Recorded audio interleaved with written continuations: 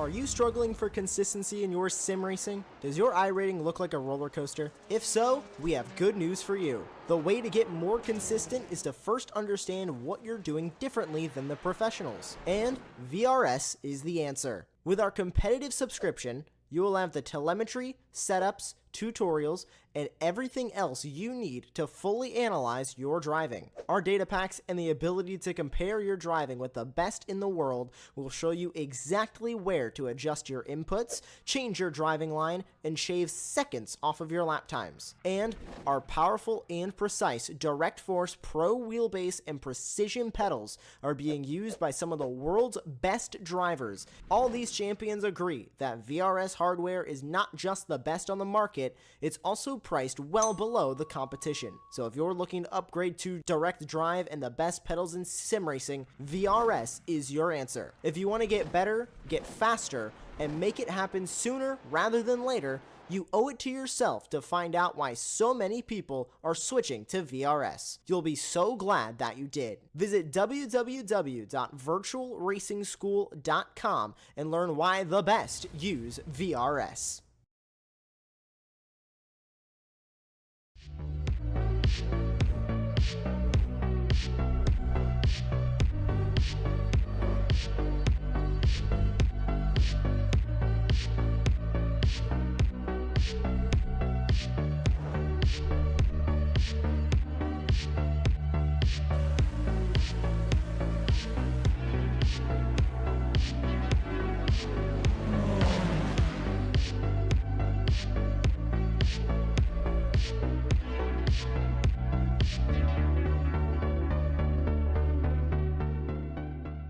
Ricmotech, high-performance sim racing equipment.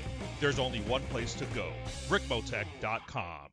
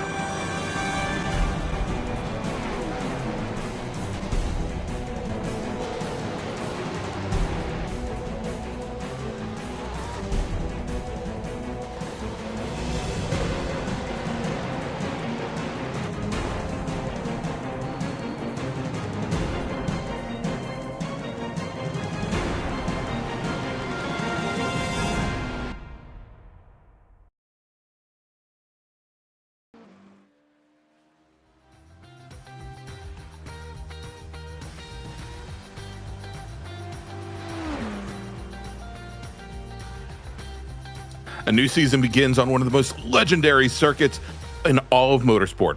Welcome to the Circuit de la Sarthe, home of the 24 Hours of Le Mans, where Extreme Motorsports Ricmotech World Challenge opens its 16th season with 75 minutes of multi-class racing. I'm Greg Ginsburg, along with Larry Lefty McLeod in the commentary box, and Jonathan Grabowski behind the scenes making sure all of the viewers here on Apex Racing TV have the best seat in the house. This circuit is built on speed, strategy, and history. Nearly 9 miles of asphalt connect legendary corners, long straights, and unforgiving braking zones, creating a challenge unlike any other on the schedule. And tonight marks the return of LMP2 back after a season-long hiatus and ready to join the battle alongside GTP and GT3 competition.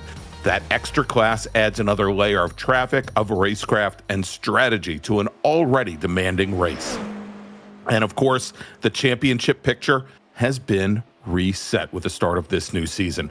Defending GTP champion Josh Chinsky is not returning to defend his crown, guaranteeing a new champion in the Premier class. While in GT3 Pro, reigning champion Mike Brooks returns with the target squarely on his back, with former GT3 AM champion Corey Sarcone beginning a new challenge after earning promotion to the pro ranks. And in GT3 AM itself, a new group of contenders will begin their pursuit of a championship trophy.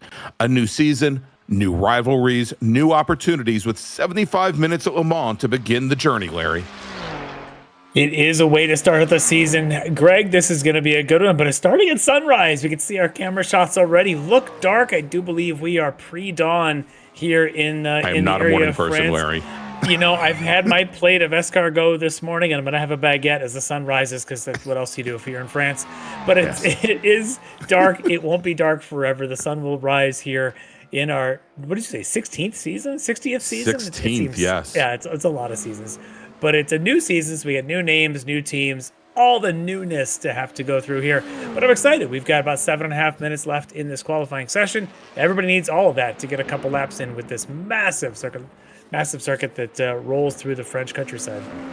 Indeed, Larry. So almost, as we said, almost 9 miles, I think 8.4 miles in length. And what we normally do here in the World Challenge is we give our racers 4 laps and 15 minutes in order to set their fastest lap and set the starting grid for our evening's race, or our morning's race, or evening's race, whatever it may be. Tonight, because of the length of this track, we're going to give the drivers just 3 flying laps. So going and setting clean laps here in the dark is absolutely crucial. And this is about the time, Larry, where I'd point out the different color markings on the cars so you can tell which class are in. No. Oh, there you go. There's one of our GT3 Pro racers. That is Ethan Bass. He's actually our season 15 defending champion in his Orbit Drop Bear Motorsports machine, the Logitech G sponsored entry. And all of our pro drivers, GT3 Pro, they've got the red number boards on the sides of their cars. Also, the GT3 cars, I believe, all have the yellow headlights. So that will be one way to pick out the GT3 cars. That being said, and probably to make things a little bit more confusing, our our LMP2 racers out on track, they like Chester Guidry from HTPK Racing. They've got the blue number boards on the sides of their cars, but they also, it looks like, have the yellow head. Well, actually, it looks like maybe some of them are yellow and some of them are white.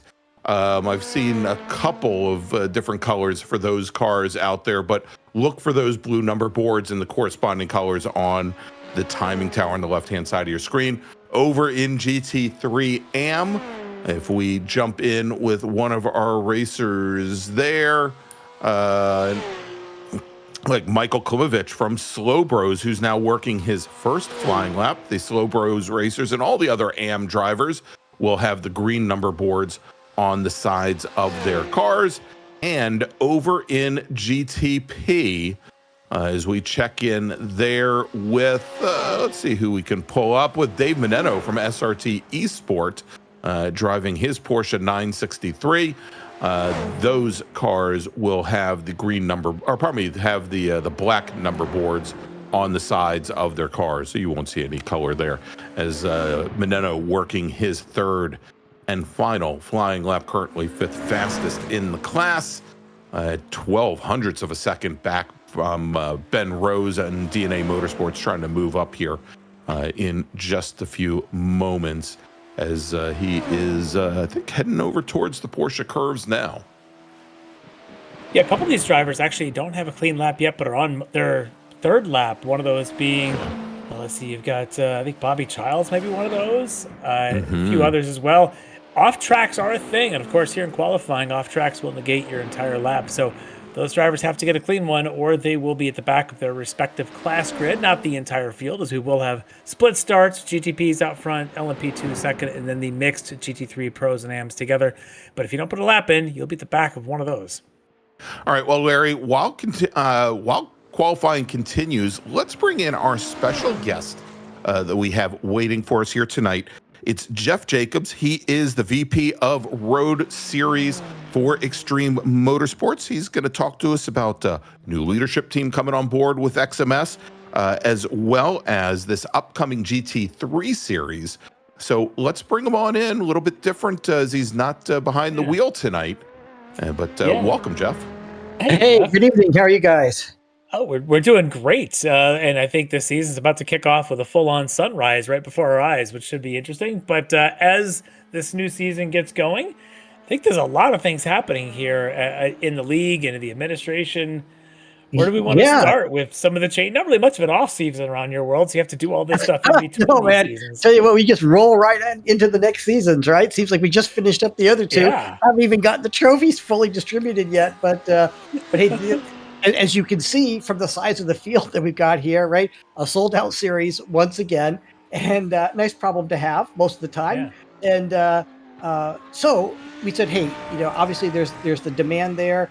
What else can we do to kind of provide drivers with some of the experiences that we want? So Bobby Childs and Josh Chinsky were kind enough to step up and say, hey, we'll take on the Monday night series. So they're going to cover sports car. They're going to take care of adminning this series. And that's going to free me up to launch a new couple of series on Thursday nights. We're going to run a GT3 only series and in the touring car cup cars. So that's the GR86 and the TCR cars will continue to run on Thursday nights and alternate with that GT3 only series. So looking to launch that at the end of June 25th. We'll get those going, and we'll have some more announcements about that later on. And then, of course, in this series, we're also really excited to have Ricmotech back as our primary sponsor. Frank Rico and the team down there in Miami provide so much support to our drivers, both with equipment and computer help and that kind of thing. SCCA Foundation back again, sponsoring Ryan for our race stewarding services. And then really excited about Go Setups joining us with both their, not only the setups, but the Go Fast sort of race engineering tool that they have as well that handles setups and telemetry and all of that fun stuff. So really appreciate Go jumping on board as well. Yeah, that is a lot going on. So we've got a whole new night coming up later in June with those series, the GT3 and the touring cars, and then on the Monday nights we'll continue with this series, and I believe the sports cars is the alternating one then going forward, right? Exactly right. GT4 and LMP3s alternate with this series, and now that one isn't sold out yet. So if folks are interested in those cars, hey, join us on the alternating Monday nights with this series, and you can choose from GT4 and LMP3. They're also a great schedule planned. And Jeff, let me jump in. If you do want to join us on the grid for that series, you can go over to xmsracing.com/GSC-shop or hit the I want to be a driver red button right on the homepage. Awesome. Yeah, so a lot of great things happening there. But you mentioned a couple of folks now that are manning each of the different nights of the series. Let's talk a little bit about these guys stepping up. You mentioned Bobby being one, I think you said was Josh Shinsky was the other. Yep. What these guys obviously some of the experience have been doing a lot for the league already. I guess what can we expect from them, and what do you think that they'll bring that may be different than what we've seen before? Oh, I think they're doing a couple of things that I think are interesting. One is we're sort of implementing, and it may not kick in for this season. Really, it's dealing with this problem of having an oversubscribed series. They've implemented and created a driver rating system. So we've let drivers know that, hey, you want to have some clean races this season because it's going to go towards your license for next season. Okay. And that's one of the things that Josh and Bobby have created and will be implementing. And then that'll help people sort of qualify for either what class that they're going to run. So. Yeah. Well, looking forward to that as well. And this continues to push the excellence this league provides week in and week out. But I think we're actually about to grid things up. Anything else you want to mention here before we get things kicked off? No, hey, we appreciate Apex Racing TV and you guys doing a great job. And let's have a great broadcast. Hopefully the sun will be coming up here shortly. All right, sounds good. Thanks, Jeff Jacobs. One of the admins here for the league is we're going to get things kicked off with round 1 of the World Challenge. Thanks, Jeff. And don't forget to register for Solon ads, Jeff, if you haven't already. All right, there you go, everybody. Jeff Jacobs, the series admin and VP of road racing for Extreme Motorsports. So, Larry, we've got our drivers lining up on the grid. Let's take a look at who they are. Starting on pole tonight in GTP in his Lead Paw Racing Ferrari, it's Sean Fitzgerald. Starting on the outside of the front row, Michelle Squirk from SRT Esport in her Porsche 963. Starting on the inside of row number 2 will be also from SRT Esport, Dave Meneno. John Rice from Echelon Simsport driving his Cadillac, scheduled to start on the outside of row number 2. And his teammate, Zach Hebert, in the number 511 Cadillac will start 5th. Ben Rose from DNA Motorsports will start 6th in his BMW M-Power machine, with Robert Schwenkler from The Wrong Stuff in a Porsche starting in 7th. Then we've got Purple Sector Motorsports, Jordan Griffin. He's going to start 8th and round out our GTP field. Over in LMP2, it is Jordan Butler, I believe. No, actually, I take that back. It is Chester Guidry. He's going to start on the pole with Jordan Butler starting to the outside of row number 1. Then we've got Neil Weston and Charlie Hosea. And then we'll round out the field with Panhirde, Casey Knight, and then Jack Polyak from SRT Esport. All right, let's jump over to our GT3s. The field is large. We're going to start out with the man on the pole. He is back from The Wrong Stuff. Ken Copeland setting the standard here tonight on the pole. Alongside him is going to be his teammate, Michael Brooks. He's going to be rounding up that lockout front row by Wrong Stuff. On row 2, Corey Sarcone from SRT Esport will be alongside Mike Dam from Orion Race Team. On the 3rd row, it's another Orion driver. This one's Taj Edwards alongside Shane McNeely back this season from Orion.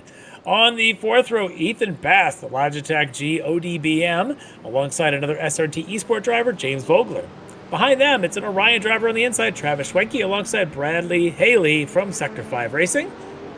And then you've got Ian Patience from The Wrong Stuff alongside newcomer Alexander Von Stratman, also from The Wrong Stuff. Behind them, Josh Vidal, HSR Phantom Racing, and Tanner Dibble from DNA Motorsport.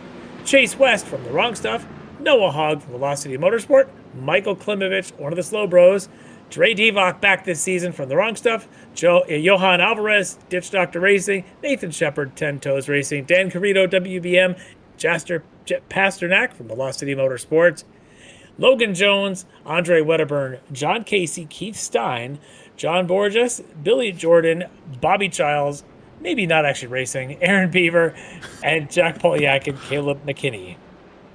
All right, Larry, there you go. That is our GT3 field as the pace car now heads to the pit lane, turning things over to Sean Fitzgerald from Lead Paw and Michelle Squarick from SRT as they wait for our real-life starter provided by the SCCA Foundation to give the start command. And there we go. Green flag is in the air, Larry, and it is season number 16 of the World Challenge as Michelle Squarick jumps out to an early start now as she makes the run down towards the Daytona chicane. As they head on in, she will take the point with Fitzgerald sliding in the second, Zach Hebert, Dave Meneno, John Rice as our LMP2 racers, now get the green as well, and they are underway, jumping out from a little bit further back of the field. Great start by Casey Knight, who moves up the inside all the way from 5th up into 2nd position as they go in through the very first corners and through that Dunlop curve, Larry, as our GT3 racers now take the green flag as well. Ken Copeland back in a Mercedes, you said it, right where he belongs, but what a horrible start for Copeland as he is off and he is thrown all the way to the back of the field. That's going to turn things over to our season 15 champion, Michael Brooks, with Corey Sarcone, our AM champion in season 15, now moving up into 2nd position. Mike Dam will slot into 3rd. Let's take a look at that start once again. Yeah, as you were talking about, Mercedes on the outside, that on the inside there, Copeland becomes the outside here to 1, and it looks like, just cold tires maybe rounding in the top to curb there, hits the wall hard, damage to the front end. So Copeland, clearly one of the favorites here in this season, out in turn 1, but as you say, his defending champ teammate, Michael Brooks, is going to take that top spot, now defending against a whole mess of others behind. Meanwhile, it is Squirk ahead of Fitzgerald leading the pack here in the GTPs. In the LMP2s, though, things have got a little crazy there with Butler, Hosea, Weston, Hiraday, and Casey Knight, who had that strong start, may have gotten shuffled back as things are just getting crazy in all 3 classes. Yes. 4. Yeah, I mean, Larry, as quickly as Casey Knight jumped up to 2nd, he's now back in 6th position as a lot of drivers here are having challenges with the cold tires.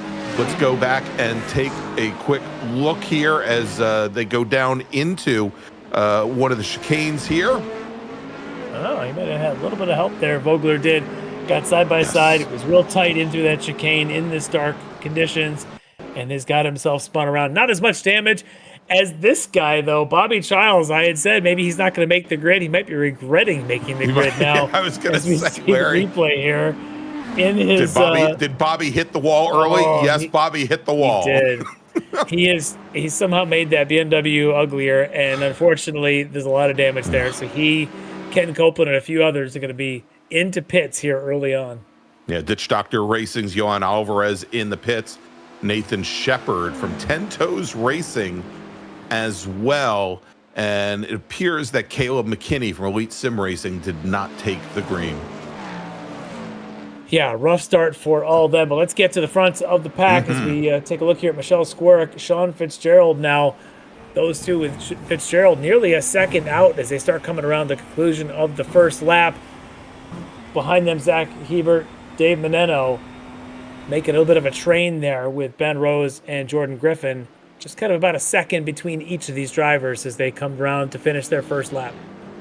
Yeah, and so as they come through the Fort Chicane and complete lap number 1, Larry, Squarick, who jumped out to that early lead as she fell back now, and Fitzgerald with almost a full second now on Michelle Squarick. Of course, these drivers having to, get heat in the tires and, making that long run down the Mulsanne straight, although you've got the 2 chicanes there, it doesn't necessarily give you a lot of opportunity to get the car heated up before they get into the 17th corner into Mulsanne, as we've got another driver off in the right. And I think that was Ethan Bass, who was, don't correct me if I'm wrong, guys, your season 14 GT3 Pro champion.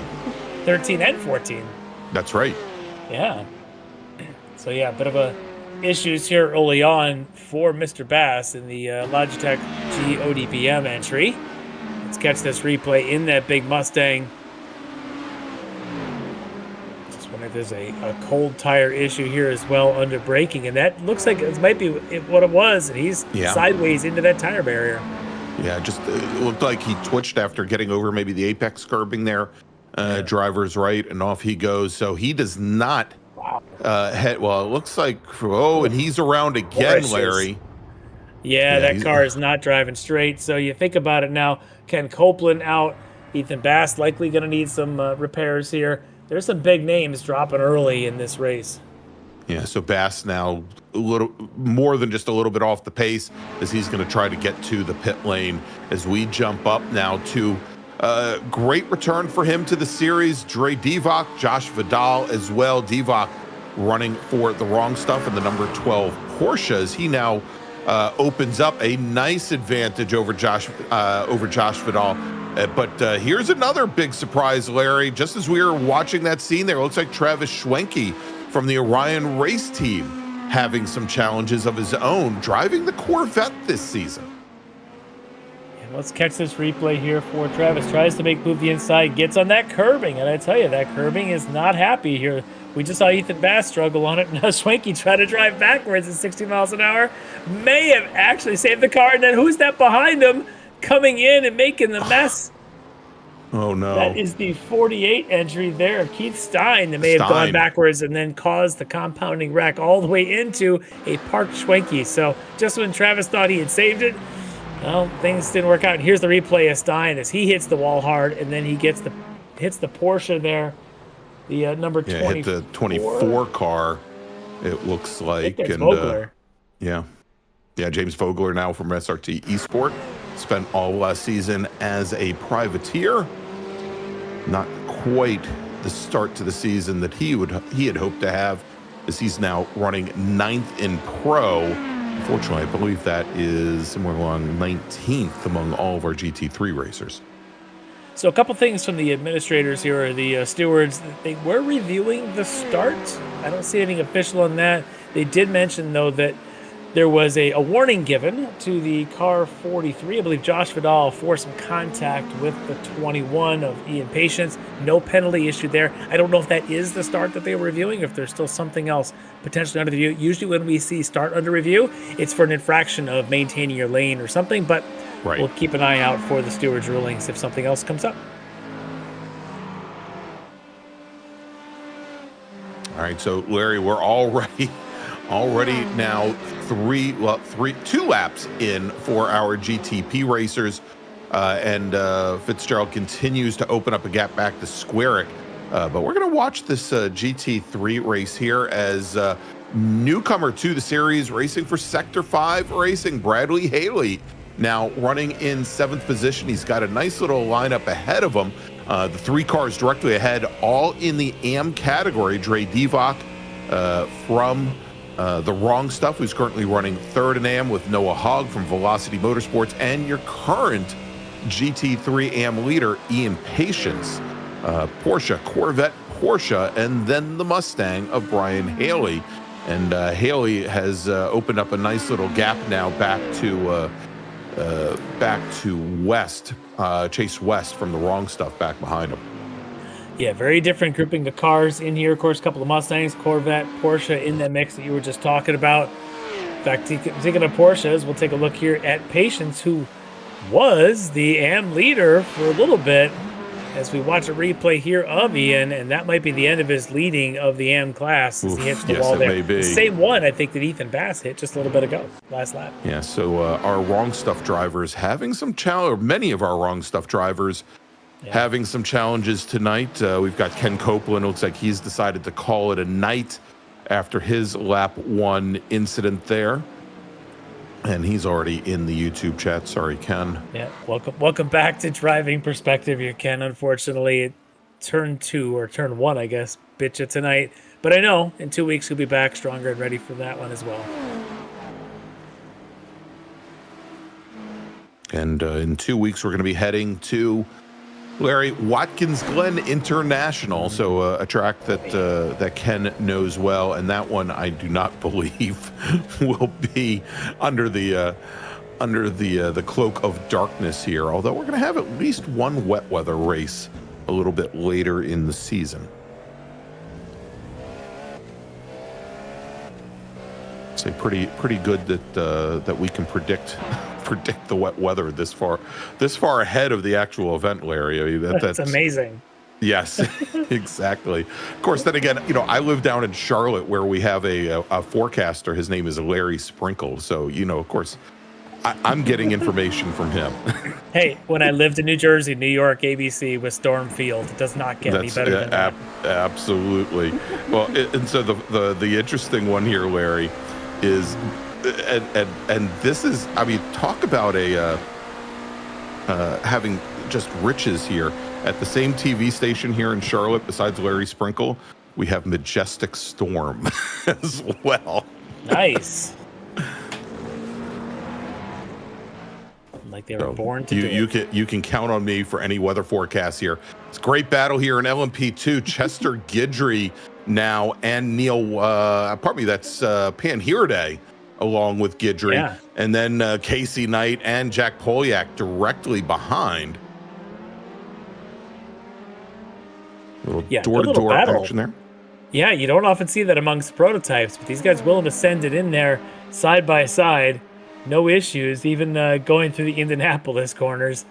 May as well do it like the Indy 500 and have 1,000s between them. Why not? Yeah, it works on. Why not? Yeah, worked last week. Why not this week in the sim? Here we go as they head into the Porsche curves.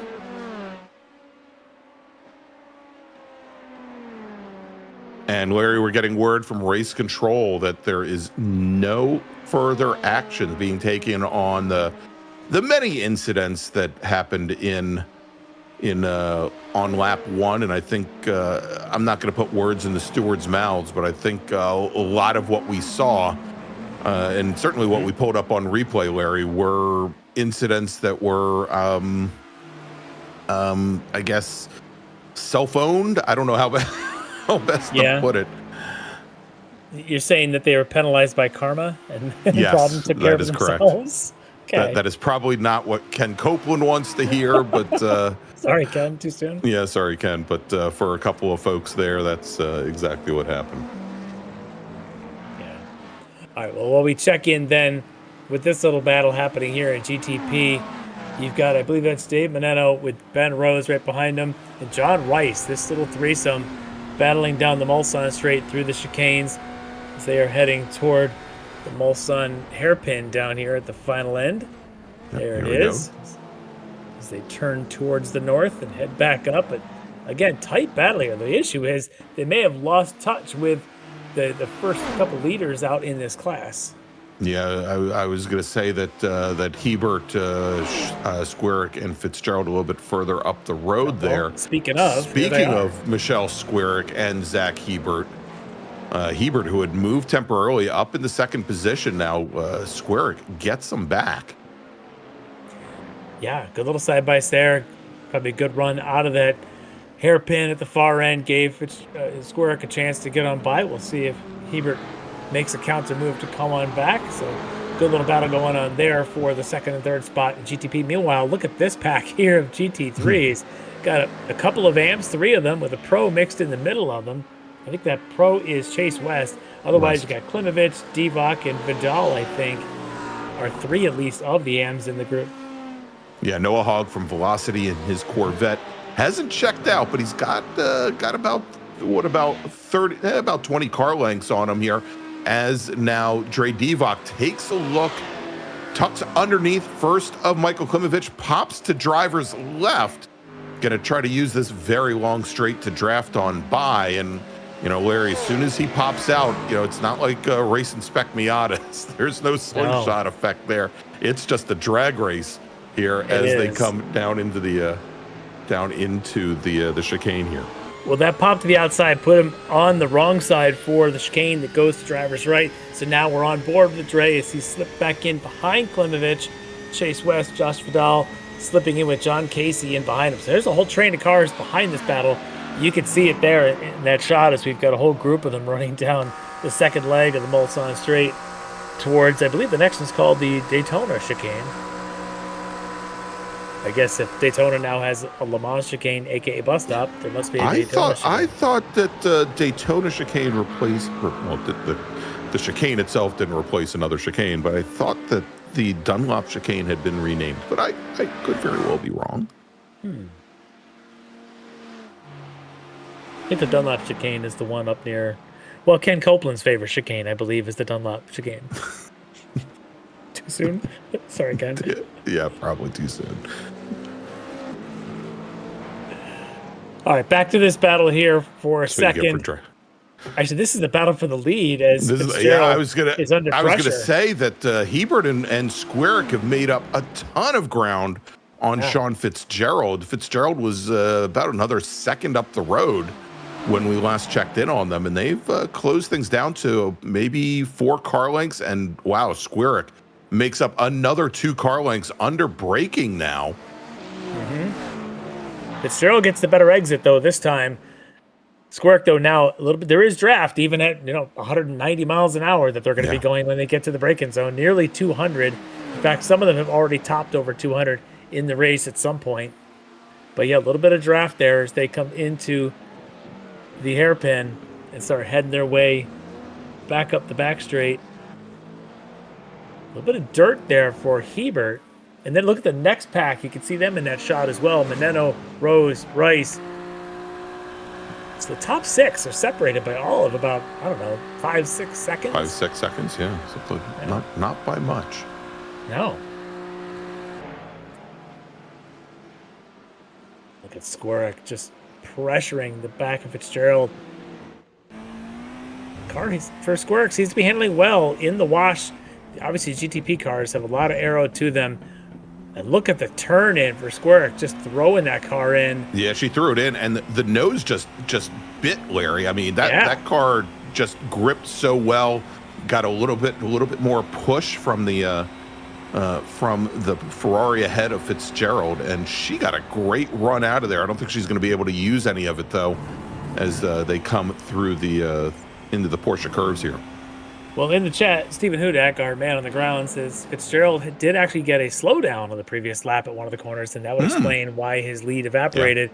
Yeah, wrong time, wrong place. And look, speaking of wrong time, wrong place, Squarick can try to take advantage of the lapped car that they're now going around. I don't think she's going to be able to, but I'll tell you, Hebert's going to try and stick his nose down in there as they go to the final chicane, and all 3 of them nose to tail. But look, the group behind is catching quickly now, just 4 seconds back to the Meneno, Rose, and Rice. All right, Larry, and so as we complete lap number 5, you just saw a little notice there at the bottom of your screen. We want to welcome our new affiliate sponsor, Go Setups and Go Fast. Combining tailor-made setups and expert tools to enhance every aspect of your racing experience, Go Fast is designed to help you analyze and unlock more performance on track. Race smarter with professional setups and pro app features for iRacing, Le Mans Ultimate, ACC, and more. Head to gosetups.gg and use code XMS10 at checkout for 10% off your purchase.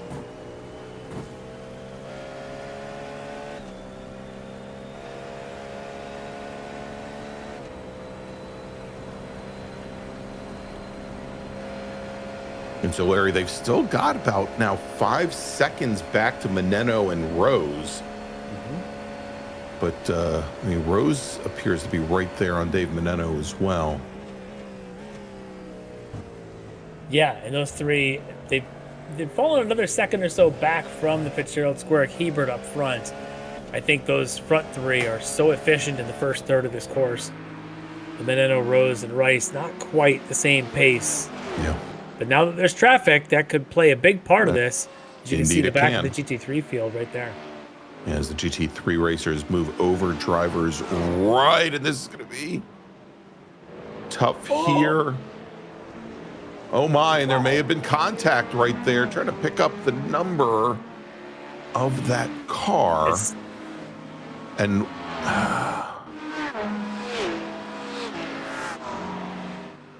all right, we'll get back to that, Larry. But it was Corvette of Pasternak actually was the one that we had seen involved there. But yeah, let's check in with this group.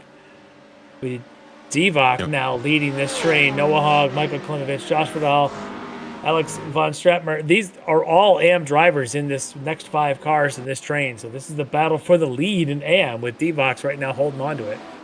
All right, as we jump back up now to our GTP paddle here with Fitzgerald.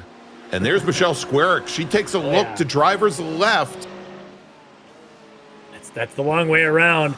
Yeah. Fitzgerald knows that he's going to protect that inside at all costs in that Ferrari, doing everything he can. Squarick looking so comfortable in the Porsche tonight. She's just tossing that thing around like it's an old 70s 911.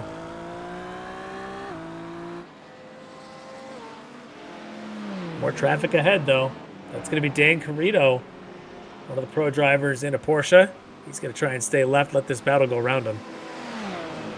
And they do, but that's going to create some challenges now for Zach Hebert as he falls off the pace of our 2 leaders. Ooh, and it looks like Carrillo might have taken a little bit of barrier there, Larry, as he was trying to stay out of Zach Hebert's way.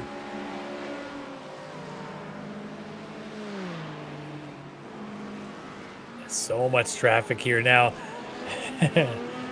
They go through this Ford chicane here at the end of the lap. And you can see onboard leader Fitzgerald has to really time it coming off of the final chicane. And all of these GT3, on their relative, they can't see him because he's approaching them so quickly and they're in their own battles. So as he comes up here to this Dunlop chicane, he's got to really watch and make sure the other cars are seeing him. And they're in their own battle, you can see. Yeah, and it looks like Michelle Square got caught behind a couple of them there. Yeah. Ooh, and Larry, looks like one of our racers, that's Zach Hebert, who was running third.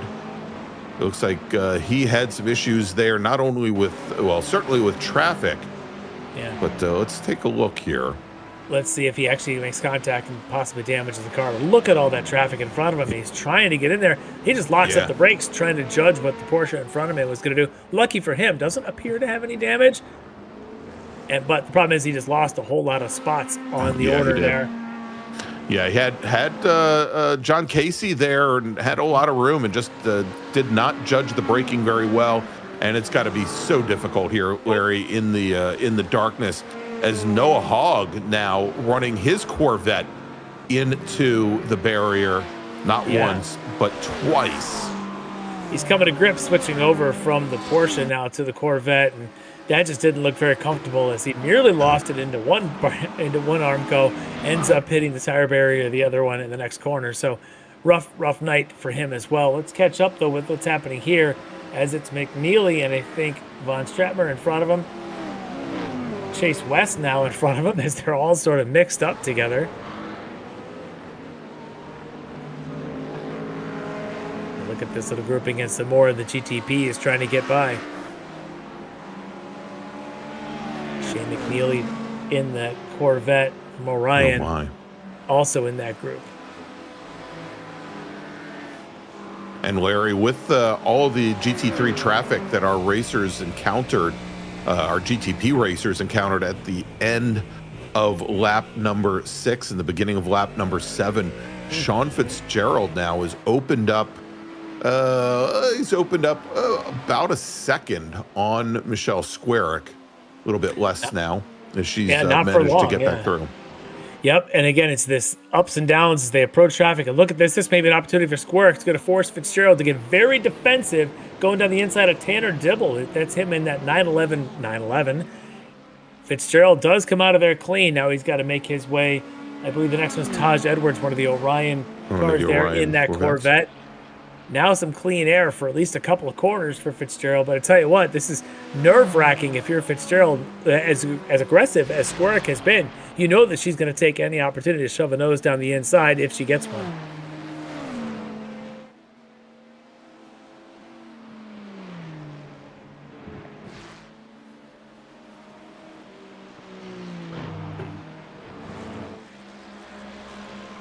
And Larry, it looks like we've got plenty of time before our racers head to the pit lane.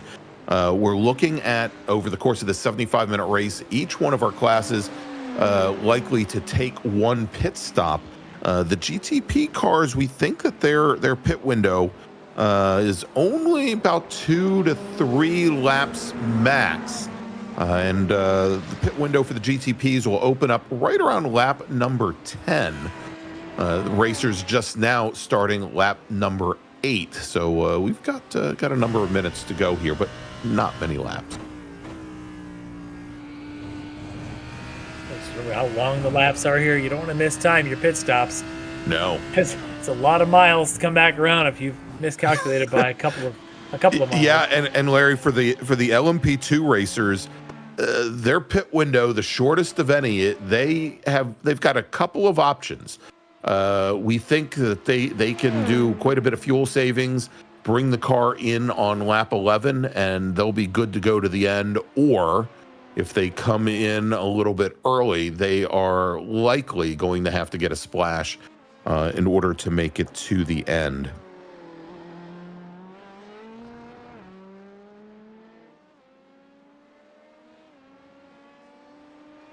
Good shot there. LMP2 leader Jordan Butler. I don't want to say it's comfortable, but he is up 4 seconds on Charlie Hosea. I was gonna say if he wants to do a little bit of fuel savings, this is probably the time to do it. Yeah, I don't think there's any lead that's been comfortable the way things have been going here, but no. At least he can breathe for a few minutes.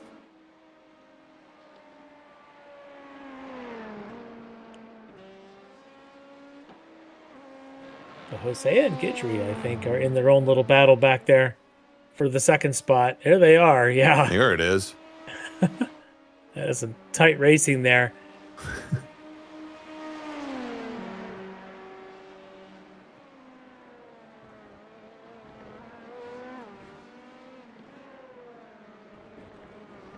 All right, we're getting word of a penalty that is being passed down to the driver of the number 33 machine. That's Von Stratmer. Von Stratton, yeah, exactly, who was pinged for an unsafe re-entry. And so we're going to see that car now come down the pit lane within the next few laps.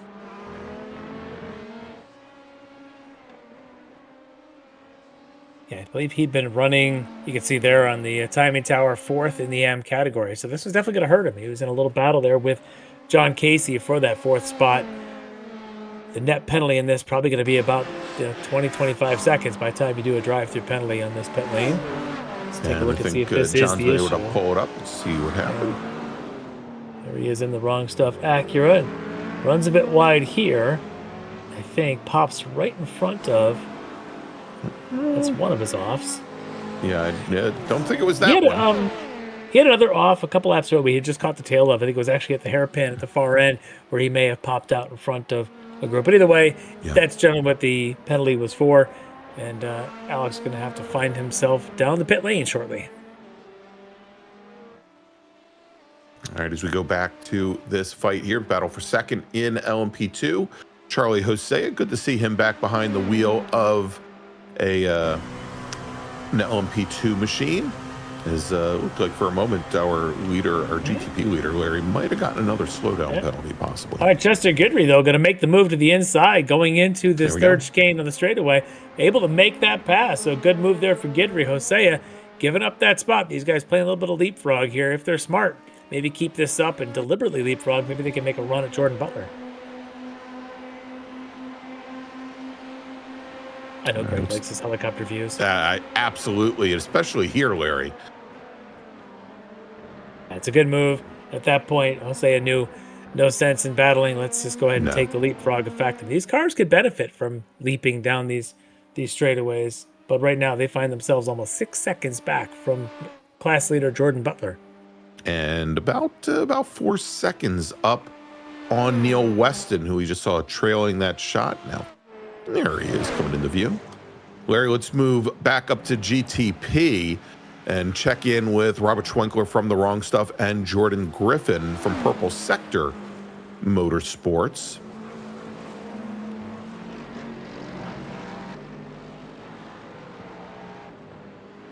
As they head into the first chicane. Yeah, we'll have to keep an eye on Schwenkler this season, jumping into these prototypes. Obviously, we've seen a lot of him in the GT cars and in these series over the last couple of years. Be fun to watch his ability to get comfortable in these big, giant, powerful aero cars.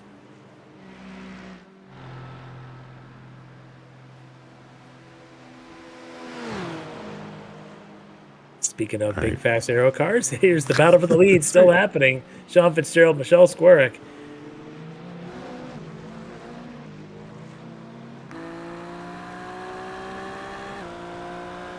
And Michelle Squarick, Larry, just reset fast lap. And I think I had said that I think Fitzgerald had gotten a slowdown penalty on the prior lap, as Michelle Squarick was almost 3 full seconds faster. So that makes a lot of sense. Yeah, as they get separated, and that's now the second time, I think, for Sean Fitzgerald picking up that slowdown penalty that may have cost him a bit of margin there. So he's got to watch it to know that a few more of those, Michelle will certainly make her way beyond. As we get a good look there at GT3 leader Michael Brooks, a couple seconds ahead of Mike Dam. Dam, like all the Orion drivers, I think now are running the Corvettes here this season.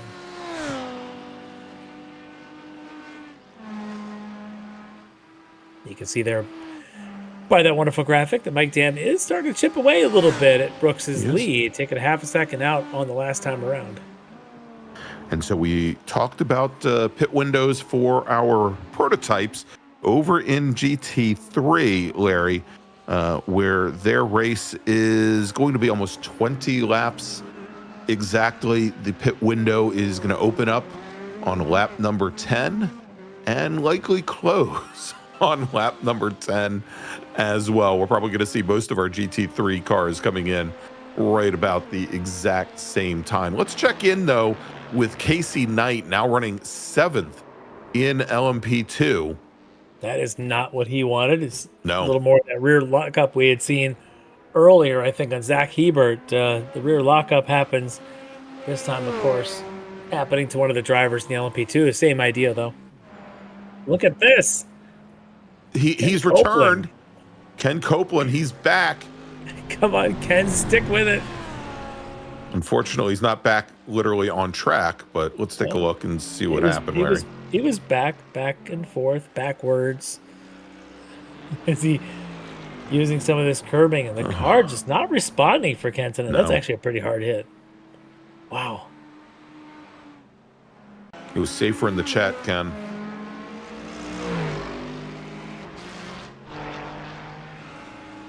Meanwhile, the sun is starting to rise, Larry. We have a new leader in GTP, and it is Michelle Squarick. And I think it may have been the third slowdown for Sean Fitzgerald that handed the lead over to Michelle. Here they are.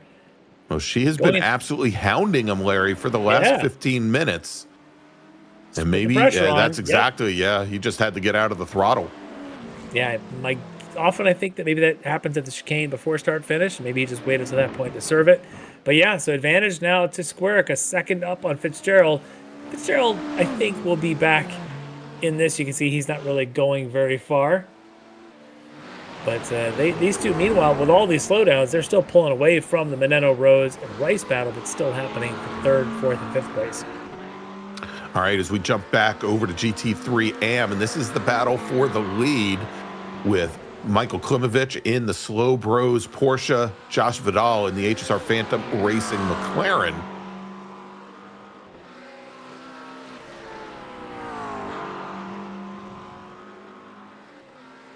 Good run here for Vidal.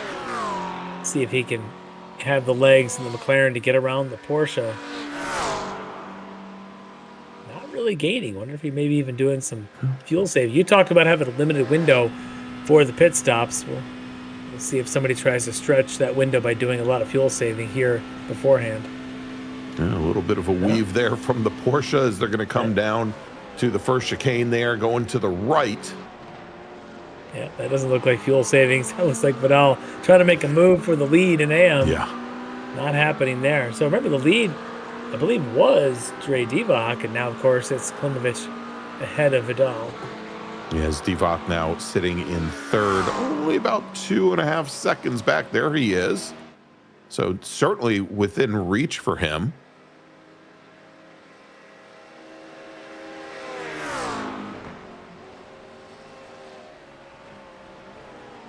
As they come into the second chicane.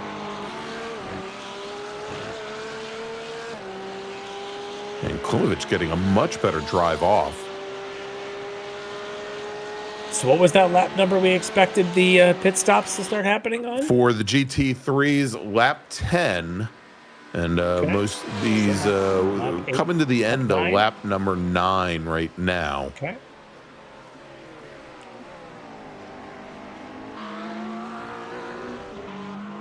So we'll sit in and we'll see here if any of our drivers come in. We are up at the top of the hour, Larry, and we do need to take a break soon.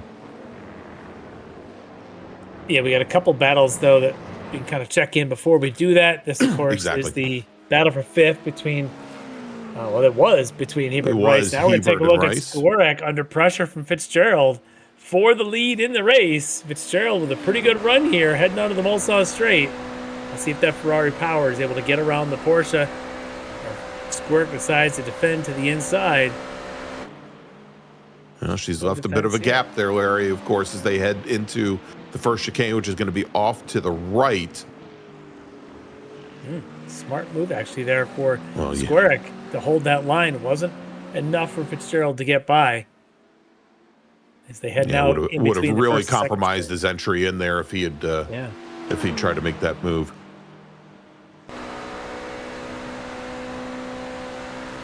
Squarick's last lap at 3:24.3. Quickest lap by anybody in this race by a lot. She is flying tonight. Flying.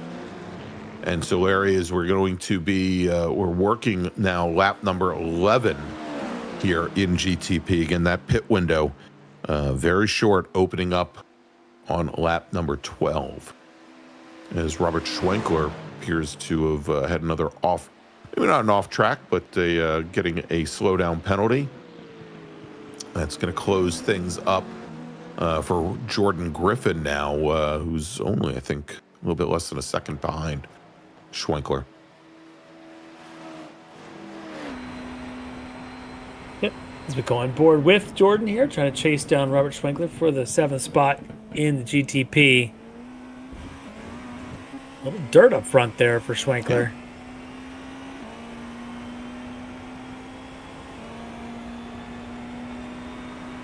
$80 miles an hour, maybe 200 miles an hour. Yeah, 190. Yeah, I would say topped out right at 201, 202. Yeah, 202 mile an hour. Not on the Mulsanne Straight, actually on the comeback straight there. And then you have to head into this Indianapolis left-hander. so fast. All right, Larry. And so as we continue to watch this, I think the story might be playing out now in LMP2 is Chester Guidry, Charlie Hosea, and Neil Weston running second, third, and fourth have come down the pit lane, as have Panhirde, Casey Knight, and Jack Polyak. That leaves one driver and one driver only. Your LMP2 leader, Jordan Butler from DNA Motorsports, to work his 11th lap. Well, hope the best for his fuel savings, because when the rest of the class pits and you don't, it sort of worries me a little bit. But here comes your leaders, Squirk and Fitzgerald, down pit lane. All right, as they come in, and Dave Menino will pit in from third as well, while Ben Rose will stay out. He's going to move to the lead in GTP. Zach Hebert and John Rice also choosing to take at least one more lap here at Le Mans before they pit in. So that is your new top three. All right, and so Guidry, Hosea, and Weston now leave the pit lane in LMP2. That's going to move Chester Guidry now from HTPK up in the second position, as I believe he has leapfrogged Charlie Hosea from Rockefeller. So move Hosea now back in the third, move Weston, or keep Weston now in fourth, as Panhirde, Casey Knight, Jack Polyak now leave the pit lane. Casey Knight leapfrogs Polyak. Oh, look at this. They're coming out the same way they went in. 20,000s between Squirk and Fitzgerald. Wow. Identical times in the box. Oh, look at this, though. Fitzgerald. Oh, my. Better exit there in the opening corners. They're going to keep racing. And now are they on cold tires, but he made it work. So move now Sean Fitzgerald back to what we believe will be the lead here when Rose, Hebert, and Rice come back around, and Jordan Griffin as well come around and head to the pits. Do we think Fitzgerald even took on tires? Given the speed he's taken on just coming out of the pits, I wonder if he stayed on the tires he was. Yeah, maybe. Yeah. All right, Larry, our leaders in GT3. Oh, my, Larry. Here we go. Is that Casey Knight and Jack Polyak getting together as they come through the Daytona or Dunlop chicane, whichever it may be. By the way, our GT3 leaders into the pits, and that is Michael Brooks, Corey Ciccone, and Mike Dam, our top three, as Taj Edwards and Bradley Haley from Orion and Sector 5, respectively, have decided to stay out. And our AM leaders now, Michael Klimovich, Josh Vidal, Dre Divock will come down the pit lane. John Casey and Dan Corrido will join as well. Yeah, we may be watching a Vidal Klimovich in the same way that Fitzgerald and Squirk had come in and out of the pits. They maybe noticed the tail at both in and out. There's our leader, though, Michael Brooks, right back out on courses, waiting now for Edwards and Haley to take their stops the next time by. And Larry, we've seen where Taj Edwards has been a master of low fuel running. Yeah. So we'll see. He may not be able to jump up to the lead, but he may be able to pick up a few spots here based on taking this additional lap, assuming he has enough fuel to do an extra 9 miles. If he can, it's a little less fuel he needs for the second half of this race, and so we're going to keep an eye on him as Jordan Butler, the leader in LMP2, has made his way into the pit. Remember, the rest of the entire LMP2 class already stopped the last lap time by, so we'll see if Butler ends up back in the lead where he was before it all started. Well, the fact that he was able to fuel save enough, Larry, to make it an extra lap, that means he likely is not going to have to take a splash. Some of the other drivers may need to. Let's take a look here at Sean Fitzgerald and Michelle Squirk. And that's here we go. Big slide there. Big slide. Both of them, yeah. Yeah, I was saying it looked like Squirk had fallen enough behind that she's now closed things back up. But John Rice, Zach Hebert, Ben Rose, and Jordan Griffin now into the pits as well. So that should move Fitzgerald and Squarick back into the lead here. But let's hold on. We are getting word from the chat here that Michelle Squarick and they did. And Dave did take Dave Meneno, the SRT eSport driver, yes. took tires. Not we still don't know about Sean Fitzgerald, who does now move up to the lead, and Michelle Squarick now moving up into second. Yeah, Stephen Hudak in chat thinking perhaps there wasn't. But look at Larry, this. Fitzgerald nearly. Yeah. Not just nearly. I think there was contact there, Larry. I don't know if it did any damage to the car. But he certainly kept his momentum. Ended up clipping somebody. I think that might have been Billy Jordan. It is, yeah. Let's watch Billy Jordan through the chicane. A little bit of tail slide, grabs those skaters on the inside, just parks himself. Oh, and there's definitely contact with Fitzgerald going by. It seemed to do a lot more to Jordan's car, perhaps, than it did to Fitzgerald. But we'll keep an eye on the race leader. How does this do in the next straightaway ahead of Michelle Squarick and Zach Hebert? All right, well, Larry, let's. We need to take this break, but I still want to check in with our current GT3 Pro leaders, Taj Edwards and Bradley Haley from Orion and Sector 5, and indeed, as we suspected, they be coming down the pit lane at the end of the current lap. Yep. Let's see how much fuel Taj and Bradley Haley have to take on. Like you said, probably not enough to be able to take over the lead, but certainly they could help them a couple of seconds if they're in these tight battles. And you saw there on the number board, just to remind you that Taj Edwards was running fourth when this lap began, when Michael Brooks, Mike Dam, Corey Saccone went to the pit lane to take service. And they've got about a half minute, I believe, before Brooks comes around. I don't see Taj Edwards' car going up on the jacks. There goes Brooks to take the lead back, but I don't see Edwards' car on the jacks. So he might be trying to do this on a single set of tires, where the Mustang of Haley is appearing to get new tires. All right, so there's Dam. And Corey Saccone is right there as well. Saccone in the SRT eSport Ferrari, very close behind. So Taj Edwards not going to pick up an extra spot as he now heads out. And Larry, if he was not taking tires as opposed to Brad Haley, he was only in his pit stall for about a 10th shorter than Bradley Haley was. So not a big pickup there. As we're watching now, is we've got a new leader, Larry, and it is Michelle Squarick with Zach Hebert, who had been all the way down in 5th position at one point, now moving up to 2nd, and Sean Fitzgerald dropping back to 3rd. Let's see what happened, and then we will go and take our break. I think we are live. Let's see if we can get a quick replay. Here we go. All right, so we're on board our helicopter over Squarick, chasing down Fitzgerald. They head into the turn. Look, Fitzgerald just gets wide, and that gives both the opportunity to Squarick and Hebert. No damage or anything. A lot of gravel probably in Fitzgerald's car, but otherwise just a swap of the lead. So front 3, make that 4, all in a train now. Yeah, it's John Rice is right there with them as well. All right, well, Larry, we do need to take a break. We're running a little bit late, so let's do that. We'll be back here with more racing action, and we'll take you all the way to the checkered flag here at Le Mans, where it is round number 1 of the Extreme Motorsports Ricmotech World Challenge. Stay with us. Ricmotech, high-performance sim racing equipment.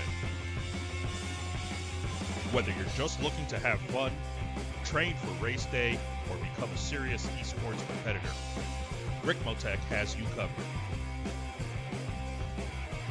Hundreds of name brand parts. Support from experts that love sim racing.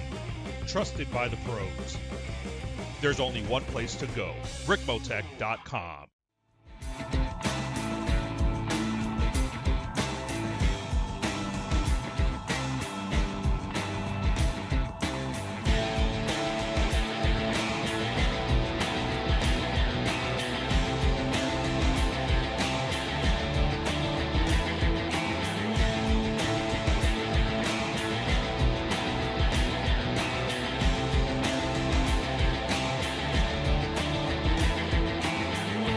SCCA Foundation is a 501c3 organization serving as the charitable arm of the Sports Car Club of America. One of the programs partially funded by the foundation is the SCCA Academy, an online learning management system used to keep real-life racing track officials up to date on the highest standards of race safety and officiating. Through this program, the SCCA Foundation is supporting the future of the best trained corner workers and event officials in motorsport. You can support these efforts at www.sccafoundation.org.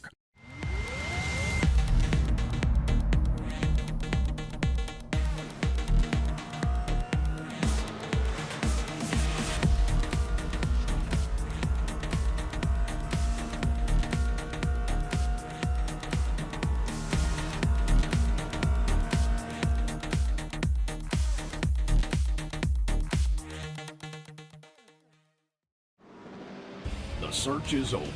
The most comprehensive league scoring solution is here, with the ability for multi-level championships, custom incident tracking, post-race time penalties, support for heats, drop weeks display, multi-car team scoring, advanced web widgets, rookie championships, a custom paint system, and load those results in seconds. Visit extremescoring.info today.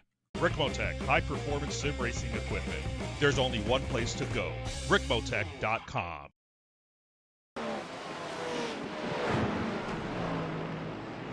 Welcome back to the Circuit de la Sarthe and the first round of season number 16 of the Extreme Motorsports Ricmotech World Challenge here on Apex Racing TV. I'm Greg Ginsberg along with Larry Lefty McLeod. And Larry, things are getting just a little wacky here in GTP. Right as we went to break, we saw Zach Hebert take over the lead from Michelle Squerick and Sean Fitzgerald as they came up on some GT3 traffic. Let's take a look at what happened. Boy. Although so much, actually, let's not take a look at what happened yet. No, because John Casey's right now just trying to drive his race, and he's got this whole pack right there with him. Now, Hebert has sort of gotten out in front, but Fitzgerald, Squerick, Rice are all here. Minetto is closing quickly, but this threesome of Fitzgerald, Squerick, and Rice cannot get around this traffic to save their lives. No, not at all. And we're only a third of the way through this race, Larry, which, I mean, this is just, I said it was wacky, but it has been just tooth and nail for the last 3 minutes or so while we were at break. John, let's see if we can bring that up, although I don't even know if it's relevant any longer at this point.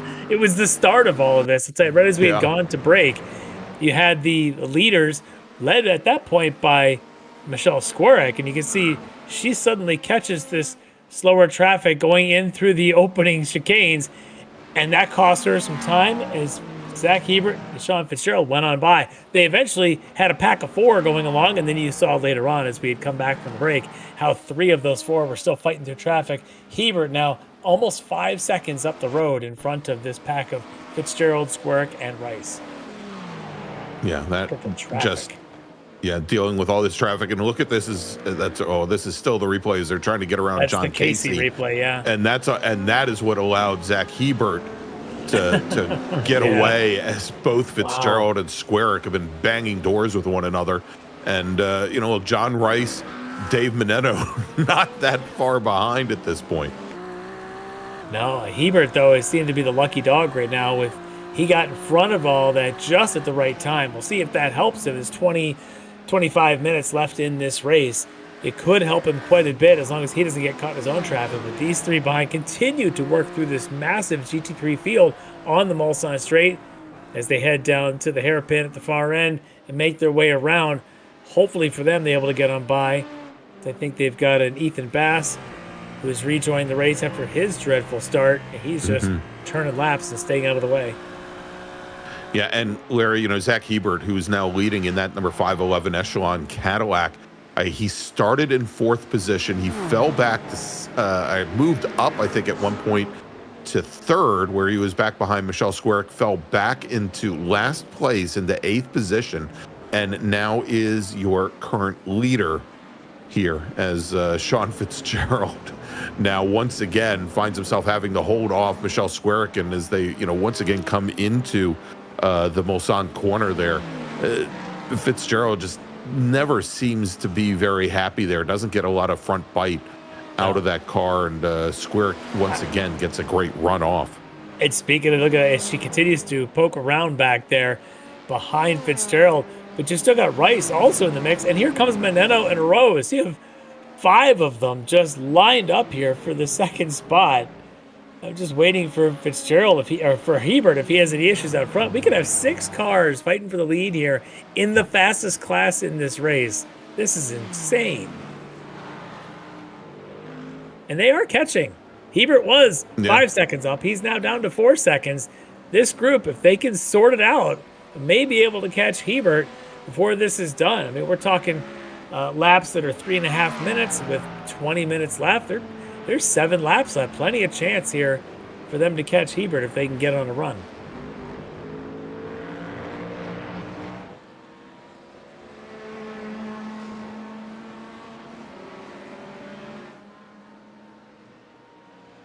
And I'm just checking our timing pylon, Larry, where in GT3 Pro, Michael Brooks now with almost 9 seconds on Mike Dam and Corey Sircone. There you go.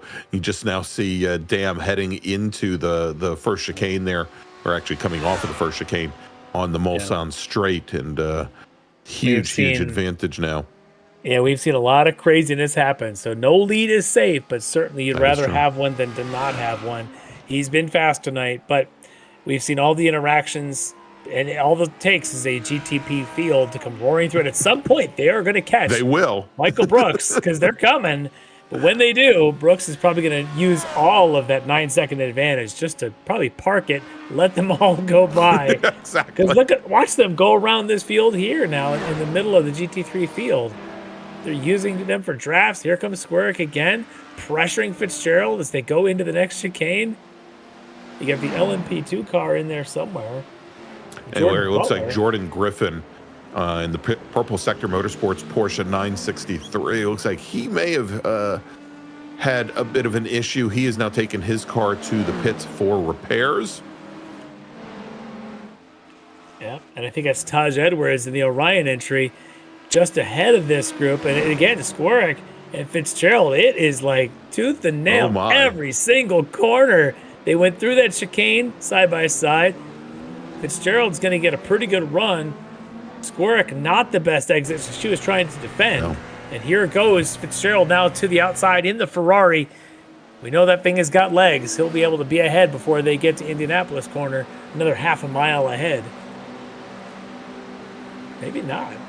Yeah, I was going to say maybe not. Squarick, and even as they came around the that first little right-hand bend out of Mulsanne, Squarick just pinned the car to the curbing there, but it's not a great run as she comes out of Indianapolis and Arnage. They're battling like it's a stock car race here. Just a little door banging. Somebody gets an advantage off of one corner, the other one struggles in the next corner, and you just watch them back and forth. And we're still 20 minutes away from the finish. This isn't last lap. Side by side. Now they pulled a gap of about 1 second over Dave Meneno and Ben Rose, but that could evaporate quickly with the way these two continue to battle, and it already is. Meneno now within 7 or 8 tenths of Squarick. Although they keep fighting like this, Larry, we were talking about how both Fitzgerald and Squarick were running slightly faster pace than Zach Hebert ahead. They keep that up. That's going to give Hebert even maybe a little bit more breathing room here as we see him now about 25 car lengths ahead. Yeah, this absolutely is helping Zach Hebert out there in front right now, as long as Fitzgerald and Square continue to battle. At some point, I suspect Fitzgerald and Square will realize that there is an opportunity to catch Hebert, and they will play nice for a lap or so and see if they can close that gap. There's just too much time left to not be thinking that.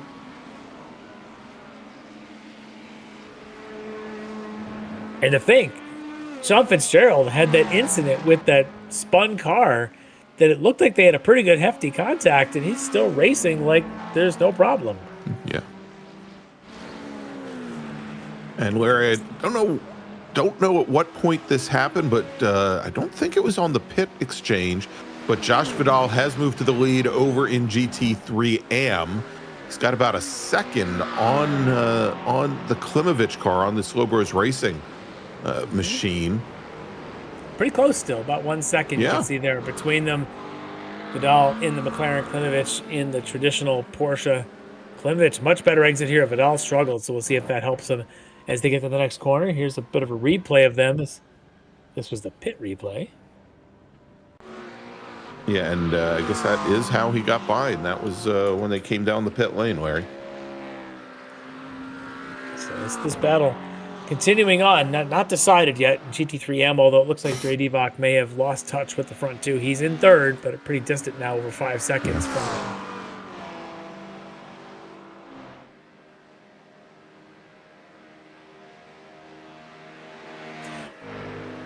So back to GTP.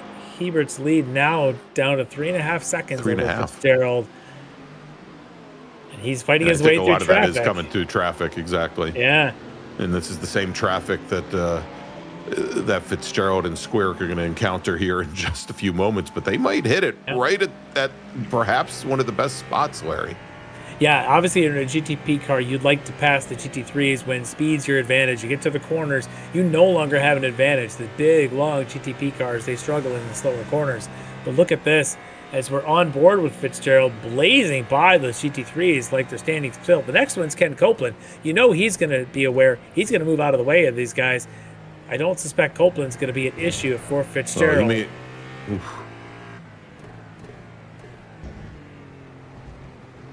Fitzgerald gets a run.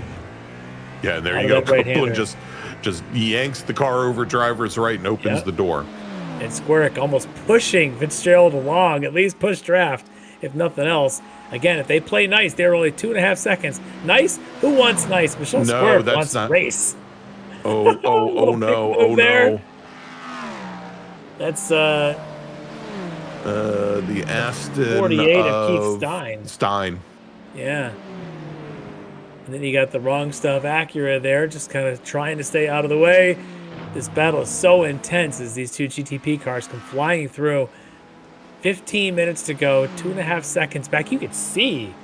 Yeah, I was just going to say, Larry, they knocked another second off of Hebert's advantage here.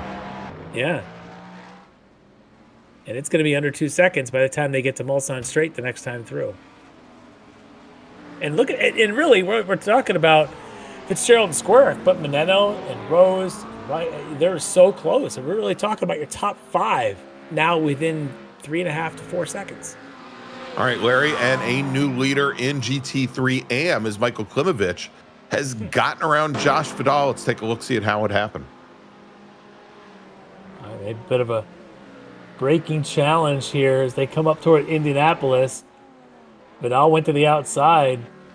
They continue side by side, but just a little better exit for that Porsche as they head to this left-hander at Arnage, and he's able to hold it to take that position. It's a good little fight. I suspect that one's far from over, though. Yeah, I wouldn't think it is. There's beautiful there as the sun was rising. It's like, what's the opposite of golden hour? When it's in the morning and not in the afternoon. I do not know. I know nothing about what hours of the days. To me, they're all the darkest hours. Yeah. That's why we look forward to Monday nights so much, Larry.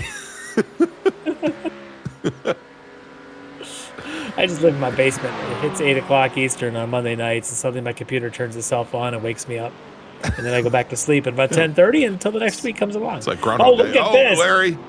That looks like a defensive line for Klimovich, or just a little bit off. But Vidal stays in behind him now side by side as they continue to float through this opening section of the lap. Vidal now on the outside for the next left-hander. And I was looking to see if he had maybe picked up a slowdown, Larry, as he ran through the chicane there, but he did not. So close.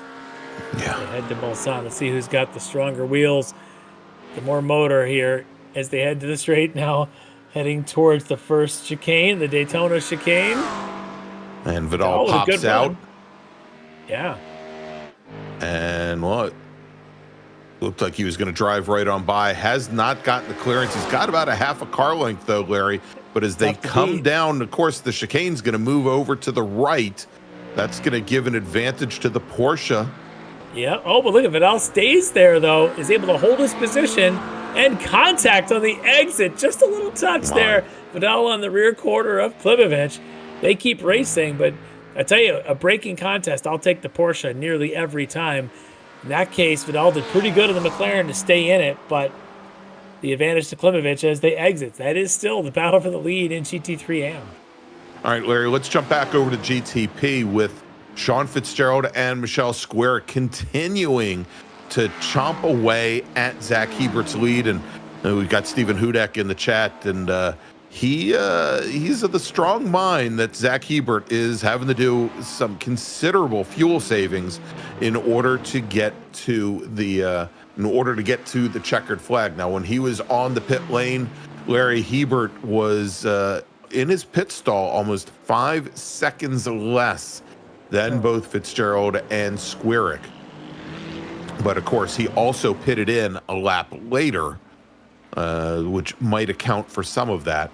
Last time, I think they knocked again almost a full second off of Zach Hebert's advantage. Well, I'm looking at the lap times, and if you're Hebert, you're hoping there's 3 left. If you're Fitzgerald and Squarick, you'd like to see 4. 4. It's going to be close for Hebert. If he really is short on fuel, is going to be praying that he's going to do everything he can to make sure it's only 3 laps effect to him.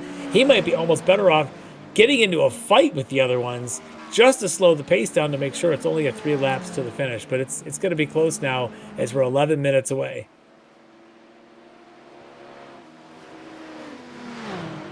Steven's in the chat doing more math than we should be having to do. I just get confused when he says the GTP race is going to be 22.02 laps. Just don't bring out your abacus. That's all I ask. Here we go. All right, this is and the here battle. we go, popping down to the inside. Squarick, who's gotten the advantage over Fitzgerald, and she took a quick look to the inside. No! Oh, Larry, as Zach Hebert loses the rear end, Fitzgerald almost collects him. I don't think there was any contact there, though, Larry. I don't think there was. It was so close. I think it just got, if we check a replay in a minute, I'm sure. But look, Hebert may have just gotten himself so far. Let's watch the replay. He gets himself so far to track right. There's just nothing out there. He's high center to the curb. Yeah, it's all curbing, Larry. And he almost collected Michelle Squarick as he was trying to correct and get the car under control. But that now moves Michelle Squarick up to the lead. And Sean Fitzgerald, who had to do some pretty amazing steering wheel work there to avoid Zach Hebert, is now in second, but almost a full second behind. Yeah, she went for the over-under here. Good job, stays outside, but look at the reflexes and use every bit over there. Probably, got a little pucker factor as well for Michelle as she goes on by. Here's the view from Fitzgerald, who is the 3rd car in this train. And he also had to dodge here. Which way is he going to spin? Whoa! Yeah. And for Fitzgerald, that's not the first time tonight. He had the GT3 car about a half an hour ago. This guy's got lightning reflexes, still in this race now. Oh. At those speeds, to be shown the broadside of that car, Larry, and still avoid. Wow. My. Fitzgerald showing he's got the chops to just guess. A total guess. Which way is that car going to spin? All right, so now we are inside of about 10 minutes to go. Squarick, Fitzgerald, Meneno not far out of this thing. Rose and Rice. So you still have 5 in this group now, all within just a couple seconds. Rose and Rice, a half second or so behind Meneno. Oh my. And I think we just saw, was that Aaron Beaver? I think we saw a spin-off back behind that field as well. But let's stay here. This is Ben Rose and Dave Meneno. They obviously want to try and keep pace with Squarick Fitzgerald. But Squarick Fitzgerald, when they're not fighting, they are blazing fast here tonight. If they can just get along for one lap, they can pull ahead of this Meneno, Rose, and Rice battle for 3rd, leave them in the dust. But the way they've been racing, I can't imagine that's what they're thinking. They've been at this for, and especially, Larry, with only 3 laps or 3.02 laps there, Stephen. I don't know if they're inclined to try to work their way clear of Meneno and Rose behind at this point. No, but a couple of corners, because they were separated when Fitzgerald had to back off a little harder for that incident. They actually did clean things up for a lap. At least now, look at that. They're already 2.5 seconds ahead of Meneno, Rose, and Rice. But there's more traffic ahead, as you can see right there. One of our Corvettes in the M category just trying to stay track right. So that's the 27 car of Jasper Pasternak. Pasternak.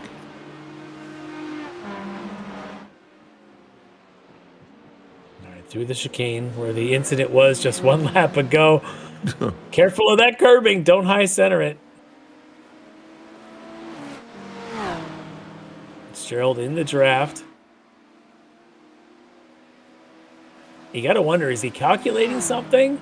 Is he going to be patient? We know Squirk, she's shown all night. There's no patience. If she's in second, she's going for first every chance.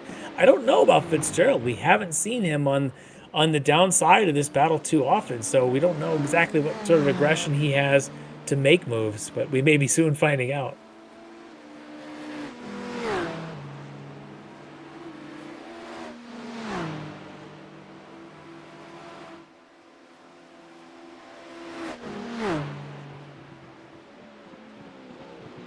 All right, as they come down into the chicane. Well, if you like this racing and you want to join the other series that'll be on Monday nights, our sports car series, you can still sign up for that. And then, as we talked with Jeff Jacobs to start the night, there's going to be the Thursday night, the GT3 only series, and the touring car cup will be run on Thursday. Right. So it's the same type of racing. That's right. As Johnny Carson used to say, on another network. Possibly, yes. Yes. But yeah, if you would like to join the GT Pro Pedals Sports Car Challenge for our LMP3 and GT4 racers, we're going to be at where are we going to be next week? Road Atlanta for round number 2. So you've missed one round so far in an 8-round season. Get a drop. And you can go over to xmsracing.com/GSC-shop to sign up. We'd love to have you on the grid. Yeah, it's not too late. You still get full points this season. You are typically allowed one drop. Week 1, you weren't there, that's your drop. Just make all the rest of the weeks, you can win a championship. Yeah, There's a few drivers that might say otherwise, but why not?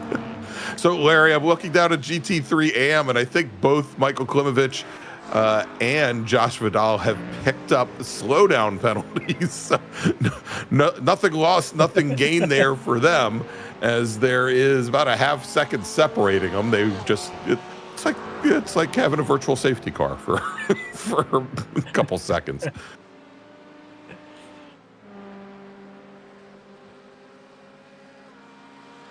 We are coming down to it inside of 5 minutes, depending on where our leaders are, and they should be. Well, they just completed lap number 20, Larry. And so there they are, heading over into the Dunlop chicane, or the Daytona chicane. Stephen may have been right. This might end up being a 22.02 lap race. That's right. Don't forget the .02. But that just means 2 more laps of the Squirk Fitzgerald, just absolute rivalry that's been going on, and I can't wait for this season. Is this really only round 1? How are we only 1 round into 8 here? This is just unbelievable. Larry, I can't tell you, other than the fact that we haven't raced any of the other 7 yet. So I know. Can it get any better? It's round number 1. I don't know if it can or not, but remember, in 2 weeks we are going, and that is June 16th. We're going to be at Watkins Glen International for round number 2 of the World Challenge. All right, well, let's watch this as Squirk leads Fitzgerald. They have done what they needed to do. They've opened up 4 seconds on the Meneno, Rice, and Rose battle behind them, but there's traffic ahead. Looks like just one GT3 car that they should be able to get by. One GT3 car that we know already has been involved with some difficult-to-pass moments earlier. Oh my. Look at Johan Alvarez trying to stay out of the way of both of them. Apparently, they're just going to slalom around him as Squirk goes one way, Fitzgerald goes the other. He's just trying to catch a draft. This, I believe, Johan's first run ever in the World Challenge. Welcome to him. Yeah. for Ditch Doctor Racing, currently running 10th in GT3 AM. All right, lap and a half. Squirk, Fitzgerald. This is just sort of the calm before the storm. It's the fighters ending there. It's coming around the end of the 9th round, ready to go to that 10th and final round for this final lap. They're in their corners, getting a bit of a breather. They got their guys in the corner, feeding them water, maybe a Band-Aid or two. They're ready. One more bloody round here. It's gonna be this last lap.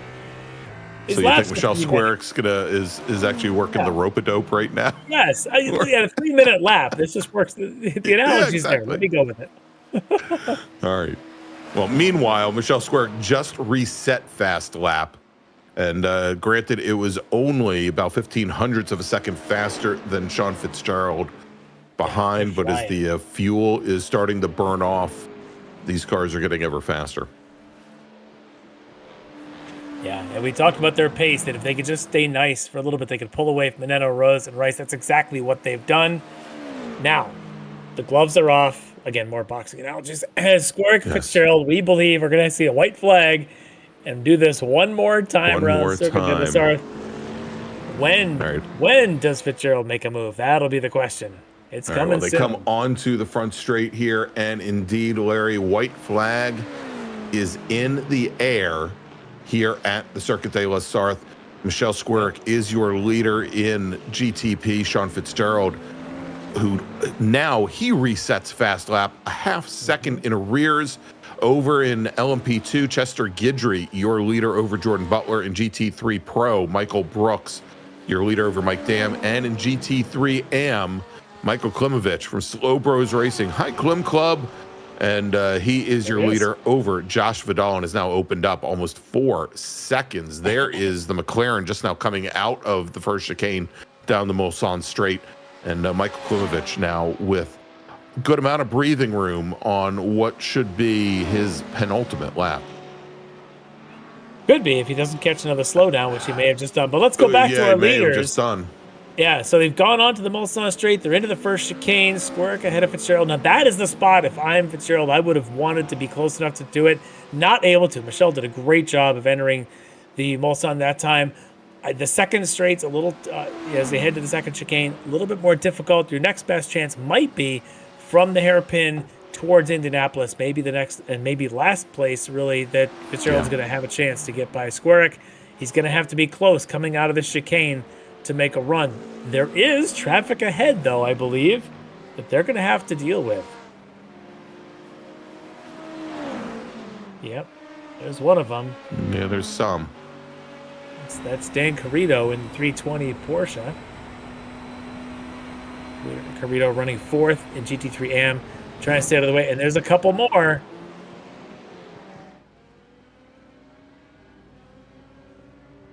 And that's Chester Guidry, Larry, who's running 2nd in LMP2. Well, you talked about it. Those LMP2s all pitted together except for Jordan Butler. Oh, here we go, though. Let's go back to this lead. And Squirk hanging on to it as they go through that traffic. There's more traffic ahead, but I believe it's a wrong stuff Mustang that's up in front of them. No allies for either of these two to help them out. Maybe we'll see it here as they head towards all of those curves at the ending of the lap. The Porsche curves will be next.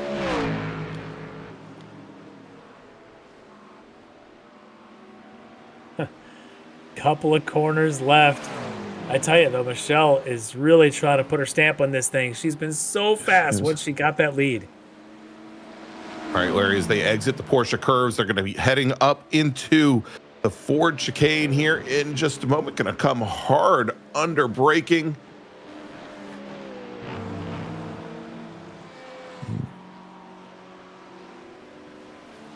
Oh, here it comes. He's right there, Larry. Sean Fitzgerald. He's pulled right alongside Michelle Squirk as they come into the Ford chicane. No! And both cars are off, Larry, in the final corners. Michelle Squirk, could you get that car back underway?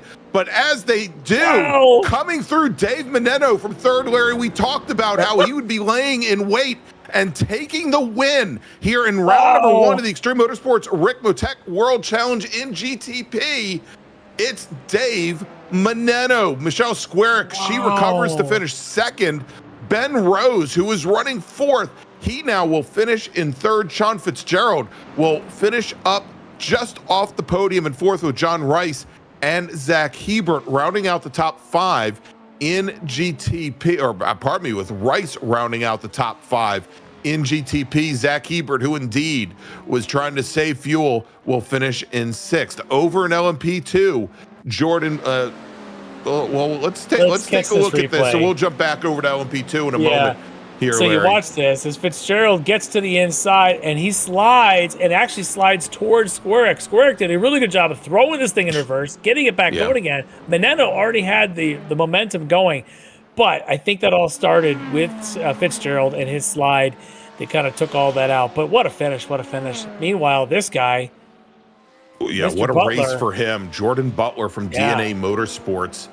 A mastery of fuel management. Yeah, he ran a lap longer than any other racer.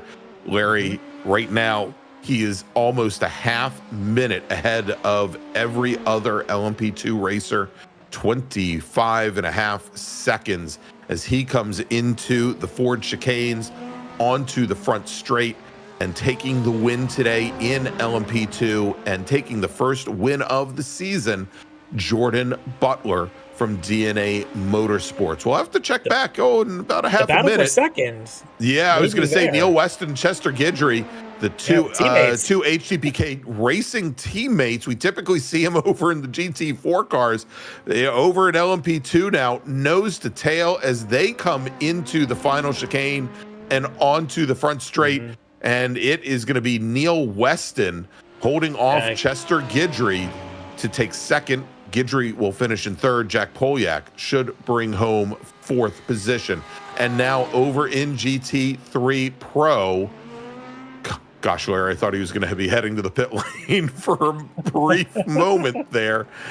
Michael Brooks rounding the last corners onto the front straight. He's going to be your winner in GT3 Pro, right where he left off at the end of season 15. He takes the first win of the season here in season 16. Mike Dam from Orion Race Team will finish in second. And a great run for Corey Sircone, Larry. He was your season 15 GT3 AM champion. He starts off the season 16 campaign finishing third in GT3 Pro. Chaj Edwards will finish in fourth. Bradley Haley, in what I believe is his Ricmotech World Challenge debut for Sector 5 Racing, will finish in fifth. And now over to GT3 AM, Larry, where Josh Vidal and Michael Klimovich have been swapping positions, swapping the lead all race long. But I believe here, as we've got just a few brief corners remaining, Michael Klimovich from Slow Bros Racing is going to take the initial win of the season 16 campaign. Michael Klimovich, your GT3 AM winner. Josh Vidal will finish in second. And Dre Divock from The Wrong Stuff, not going to call it yet, but Dre Divock will finish in third. Crazy, crazy night, boy. I can't wait. I want to talk to everybody, but we can only talk to a few. We are going to talk to some winners here in just a minute. All right. Indeed, we will, Larry. But first, we're going to take a break. Thanks to our partners. And when we come back, you heard it, we're going to talk to our race winners here at Le Mans, where you've just seen round number 1 of the Extreme Motorsports Ricmotech World Challenge here on Apex Racing TV. Don't go anywhere. The SCCA Foundation is a 501c3 organization serving as the charitable arm of the Sports Car Club of America. One of the programs partially funded by the foundation is the SCCA Academy, an online learning management system used to keep real-life racing track officials up to date on the highest standards of race safety and officiating. Through this program, the SCCA Foundation is supporting the future of the best-trained corner workers and event officials in motorsport. You can support these efforts at www.sccafoundation.org. Ricmotech, high-performance sim racing equipment. Whether you're just looking to have fun, train for race day, or become a serious esports competitor, Ricmotech has you covered. Hundreds of name brand parts. Support from experts that love sim racing. Trusted by the pros. There's only one place to go, Ricmotech.com.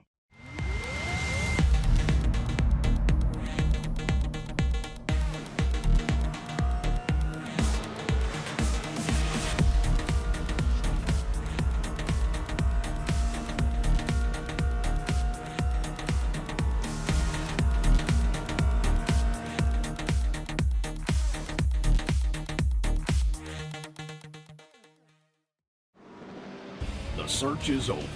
The most comprehensive league scoring solution is here, with the ability for multi-level championships, custom incident tracking, post-race time penalties, support for heats, drop weeks display, multi-car team scoring, advanced web widgets, rookie championships, a custom paint system, and load those results in seconds. Visit extremescoring.info today. Ricmotech high-performance sim racing equipment. Hundreds of name brand parts. Expert support. Ricmotech has you covered. There's only one place to go, Ricmotech.com.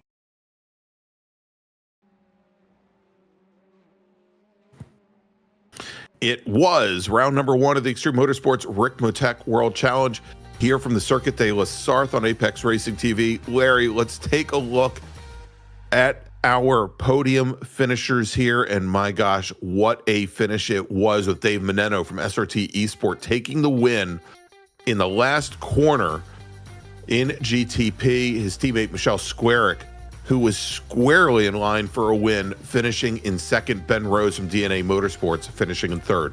Over in LMP2, Jordan Butler taking the win for DNA Motorsports with the HTPK Racing pair of Jordan Butler and Neil Weston Neil Weston and Chester Guidry rounding out that podium. Over in GT3 Pro, Michael Brooks from The Wrong Stuff taking up where he left off last season with your round 1 win over Mike Dam from Orion Race Team, with Corey Sircone from SRT Esport finishing in third. And then finally in GT3 AM, Michael Klimovich taking the win for Slow Bros Racing, with Josh Vidal finishing second and Dre Divock rounding out your podium in GT3 AM.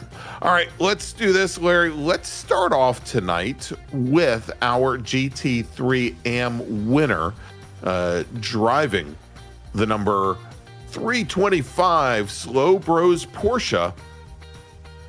Get up and cheer, Klim Club. It's Michael Klimovich. All right, your winner in GT3M, Michael Klimovich. What a battle you had with Josh the whole night. Came down to this last couple laps. Tell me a bit about what you felt from your side of that race. Yeah, no, that was it was a ton of fun. Definitely battling it out there to the end. He had me on my toes the whole time, so it was a lot of fun. Yeah, it looked like tonight, you'd think on an 8-mile track or whatever, the traffic wouldn't be an issue, but we saw a lot of it. I don't know how much you guys felt there was with the fast GTP cars that seemed to always be in a fight. And of course, you're always in a fight.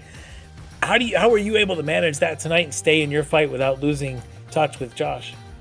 I mean, it was a little touch and go there for a little bit. Trying not to drive in the mirrors and just kind of keeping an eye on the relative there, but you just had to take it kind of one section at a time. He was getting away from me a couple of times and just tried to stay calm and, just wait it out, and was hoping I'd catch back up to him at some point. We seemed to have different sections that we were both fast in, so it was it was a little tricky, but definitely nerve-wracking when the LMPs and the GTPs started splitting us up. Yeah, it looked like just absolute mayhem at times, but when it came down to it, you guys had a wonderful one-on-one battle that looked like almost like it may have come down to slowdowns there at the end, dueling slowdowns. Is this place just really tough on those slowdown penalties? Yeah, it was definitely tricky. I feel like managing the slowdowns at this track is definitely a whole extra element to it, because you can't just jack on the brakes. You've got a long straightaway, and if you slow down too much, you're just going to lose a ton of speed, and everybody's going to be gone. Yeah, absolutely crazy, but well-run race for you. And of course, Doug and the others in the chat cheering you on tonight, and I'm sure they'll have a few words with you when it's all over, but I'm sure they're happy for you. But with all that, I know you've got friends, family, teammates, and others you probably want to give a special mention to here tonight. Yeah, definitely. Shout out to the other Slow Bros.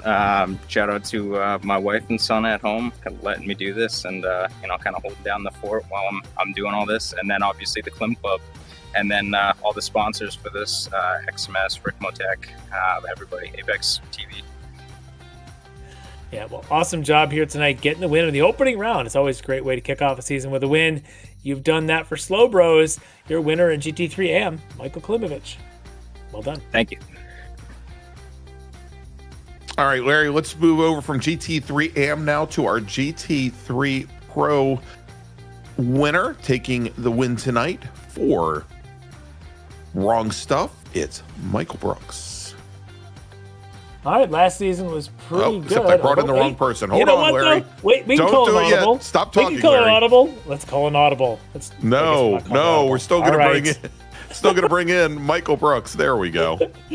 We'll get back to the other guy later. This is Yeah. the guy who had such a great last season. It starts off this season right where he picked up, right where he left off. Michael Brooks getting the win here, GT3 Pro. Michael, great race for you, but it seemed to be it almost looked comfortable out there for you. Certainly the battles weren't there. How much of that was helped maybe with your teammate losing it there in the opening corner? I wouldn't say it helped having my teammate lose it. That really sucks that Ken spun it right there. We kind of had a plan to do some fuel saving, some bump drafting, and work together, so that didn't really work out. I'd definitely not say that it was comfortable. I was just looking in the mirror, making sure that I didn't, close up that gap. I was running as much or as low of downforce as I possibly could get away with. So it's just making sure that I kept everybody else out of my draft, so I would have the advantage getting onto the straights. But I don't think there was a single lap where I was comfortable, because once that gap built up, there was all that traffic coming through. Just kind of switched things up for us. Yeah, it's just a solid race. Maybe it's just one of those, maybe I wouldn't say comfortable, perhaps just mistake-free. You just sort of kept churning laps, keeping the mistakes down, building that lead up, clean pit stop, and all that stuff. And that's how you win races, and obviously that's how you win championships, as you know. So a well-executed race tonight. We're looking forward to a great season here from you as well. But any other comments, or you want to give mentions to sponsors and others? Yeah, of course. Obviously, I got to shout out everybody. Number one, obviously Anna, and mom and dad, the rest of the team. They didn't really have as good of a race, unfortunately. We have a great turnout this season, which is awesome. But we'll be making up for it in the next races. We got Ken, Rob, Ian, Alex, Dre, Chase, everybody in there. And then I want to thank the sponsors, Abruzzi, UbiSafe, Dangerous, and then thank you guys for always putting on a great broadcast. I appreciate everything. Yeah, well done tonight for the whole team. But for yourself, getting the victory here, first race of the season for the Wrong Stuff, your winner in GT3 Pro, Michael Brooks. Congrats. Thank you, guys. All right, Larry, let's try this again. I could have gone with the audible. You wouldn't let me. I know, but that would have completely thrown me off if we had done that. And I like to just have a little bit of chaos every once in a while. All right, let's bring in our LMP2 winner tonight from DNA Motorsports, driver of the number 72 Dallara. It is Jordan Butler. I'm going to wait before I speak to make sure that you brought the right person in. Yes, I did, Larry. This time, Jordan, we did mean to bring you in. You are the winner here in a well-run race in LMP2. You managed to be the only one who went the extra lap. It clearly looked like part of your strategy. Tell me a little bit about what went into that and the execution of making sure it's a one-stop race. It wasn't too hard to save a little bit of fuel to go, I think, 11 laps. And I didn't realize that no one else was actually going to do that, so I was surprised when everyone came in a lap early. And I just ran my race, saved fuel, and I didn't really lose too much time doing it, and it worked out for me. Yeah, well executed there, and we were watching some of the others. I think it was Guidry, maybe one of the other ones, who did actually have to stop with a lap or so to go for that splash and go, as it definitely helped quite a bit. But in doing that, you still have to run a solid race. You got to be monitoring your fuel levels, and you got to be watching for a lot of traffic, nearly 50 cars in the race tonight. Seems like there'd be plenty of space across an 8-mile track or so, but did you find traffic at all that you either could use to your benefit to try and save fuel and draft, or perhaps would impede you a little bit in your battles to try to win this thing? Yeah, of course. Whenever I come up upon the GT3s, helps my strategy. I lift a little early, follow them through the corners. Just try not to lose too much time. But honestly, Le Mans is one of the easier tracks out there because we do get spread out a little bit, a lot of long straightaways. It's probably one of the easier tracks out there for multi-class racing. So it wasn't really too bad out there. Yeah, well, you definitely made it look easy here in a somewhat dominant fashion, getting the win here in the opening round. But I know that you've got a big team supporting you there and some friends and family watching in. You probably want to give a mention too. Yeah, actually, I don't know if you saw on the broadcast, but I actually had a little whoopsie moment. I got a little too fixated on a cone and did a little nice 360 in the second chicane. But luckily, I was able to get Chester on the pit strategy, but I thought I threw it away there. Yeah. But you must have missed that one, but well done to execute the full pirouette and still come back and win the race. Yeah, I thought I threw it away. But I'd like to thank my DNA team. We don't get to race as much anymore together, so these Monday night races are when we get back together and hang out and chill, and we always support each other. Normally we're all in the same class, but this year we decided to split up, so we got one person in each class here to cover our bases. But yeah, they're always supporting me, helping me with setups, helping me with strategy. So thank you guys for hosting this broadcast in such a great event. Well, we enjoy calling it and watching you get a victory here in the opening round for LMP2 for DNA Motorsports. Your winner, Jordan Butler. Congrats. Thank you. All right, Larry, one more to go. Let's bring in our GTP winner. I'll bet you 10 minutes ago you didn't think that this would have been in the cards. But your winner tonight, driving the number 17 SRT Esport Porsche, Dave Meneno. All right, your GTP winner, Dave Meneno. And I tell you what, Dave, with a lap to go, did you think there was even a chance, considering that you're a couple seconds back from those two, and you were in your own battle, of course, with Ben and the others?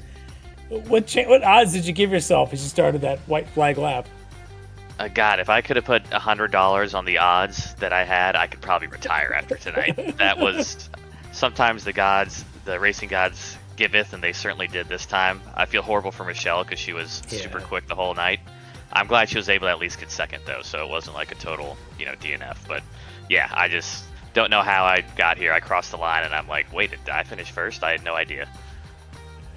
Yeah, it was just unbelievable. We're watching the course. We knew that you guys were a couple seconds back from that front two, and when they had their spins and things, it was sort of like waiting for you to come bursting through, and just ahead of teammate Michelle there to take the win. But you had your own battle going on the whole night. It seemed you and Ben and John had the battle. And then, of course, we just saw, as we're talking to you, that we've got the replay running in the slow-mo of the spin that happened coming out of that first chicane.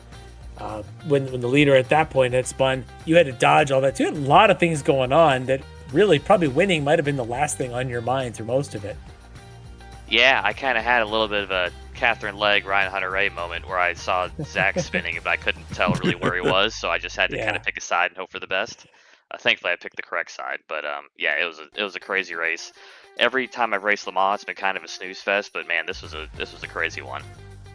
It seemed to be, and it seemed to be a lot of the GT3s were having their own battles, and you guys come roaring up on them in essentially a 3 or a 5 or a 6-way battle in GTPs.